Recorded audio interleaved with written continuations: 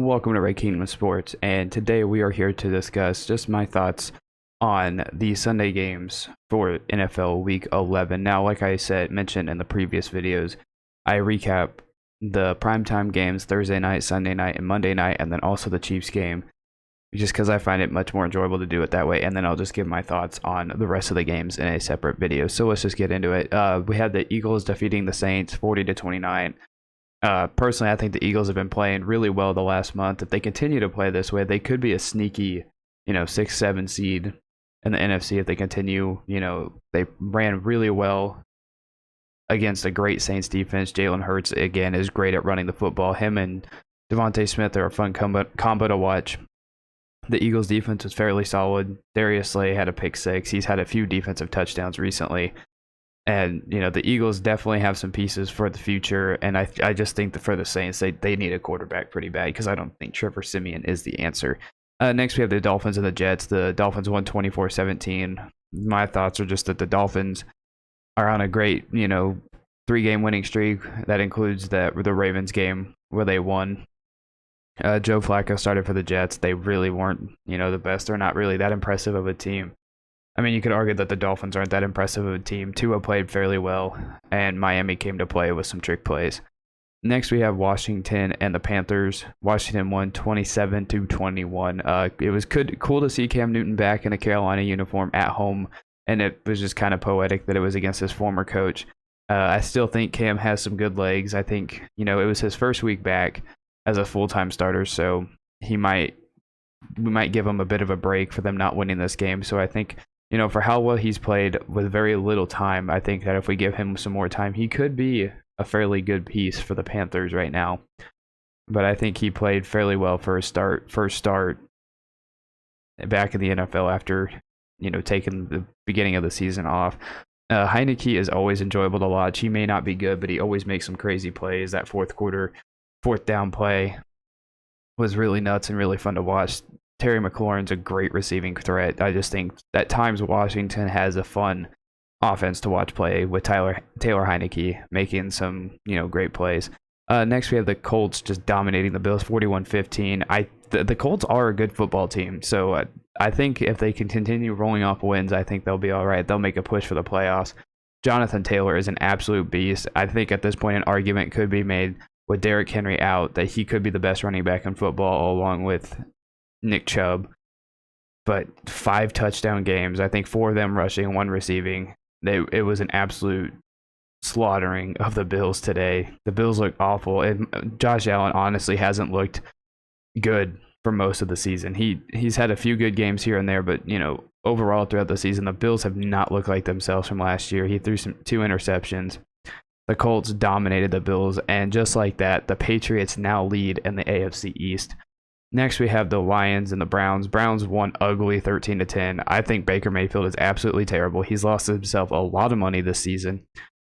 2 interceptions against a really bad Lions team, and then only to put up 13 points. It was a really bad display. Nick Chubb should be the one getting the massive contract from the Browns if, anybody should be making huge dollars because he literally carries that team. Nick Chubb is so good. Like Baker, they're playing against the Lions. There's no Odell anymore. So at this point, it's on Baker for how poorly they're playing, even though they won this game. But Baker is not good at all. And he even his, I think his girlfriend, wife, whatever it is on social media is even calling out people. So it is what it is. But yeah, the Browns are lucky they were playing Tim Boyle today, because if not, I don't think Jared Goff would have been much better, but a short field late in the game, I think Jared Goff has a little bit more experience to lead a team down the field for a touchdown. But that was just a bad game overall for both teams, but we don't expect much from the Lions. Next, we have the 49ers and the Jags. 49ers won 30-10.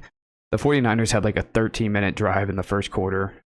That they just did it again, like they did against the Rams. They just ran all over the Jags. To me, personally, I don't know if the 49ers are good because when Kyle Shanahan's play calling and coaching's on point, they're a really, really hard team to beat. But when they have stinkers, they just look bad, like the Colts game, on Sunday Night Football a few weeks back. But, they've looked great the last few weeks. Again, another team that could, sneak their way into the playoffs in the NFC. Deebo Samuel is so fun to watch. And at this point, I think Urban Meyer should just take the Florida job because the Jaguars, they're not going anywhere. They are atrocious. They're terrible. Next, we have the Texans defeating the Titans 22-13. This is maybe the upset of the day or the year, depending on how you think. And the Titans have lost to two terrible teams this year. They lost to the Jets, and now they've lost to the Texans.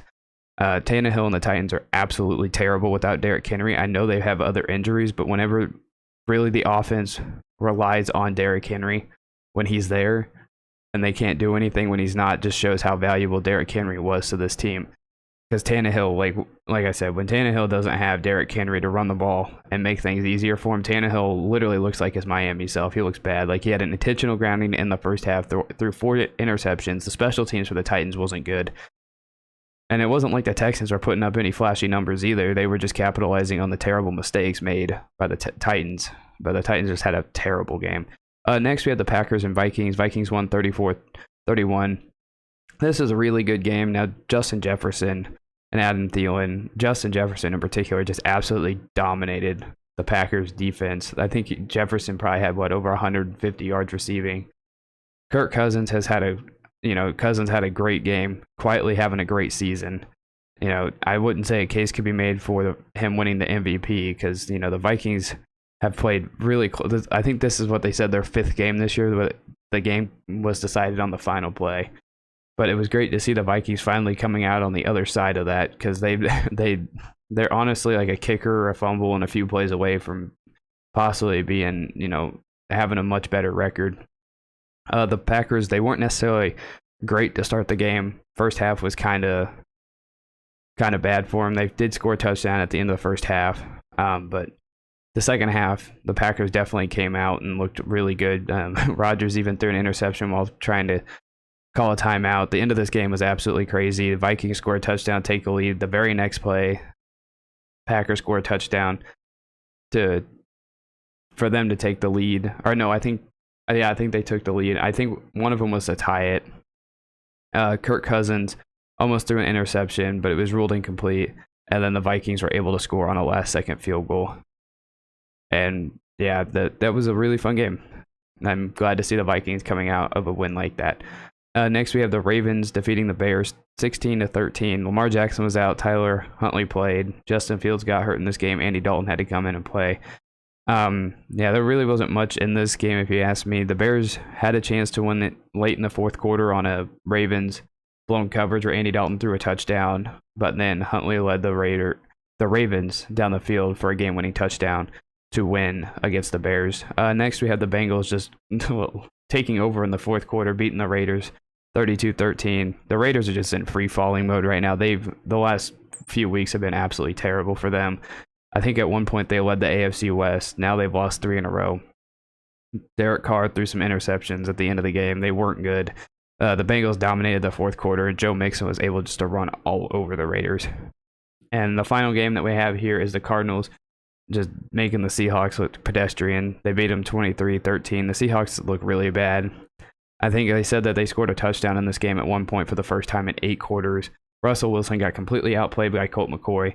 And the Cardinals honestly might be the best team in football with what they are doing with their backup.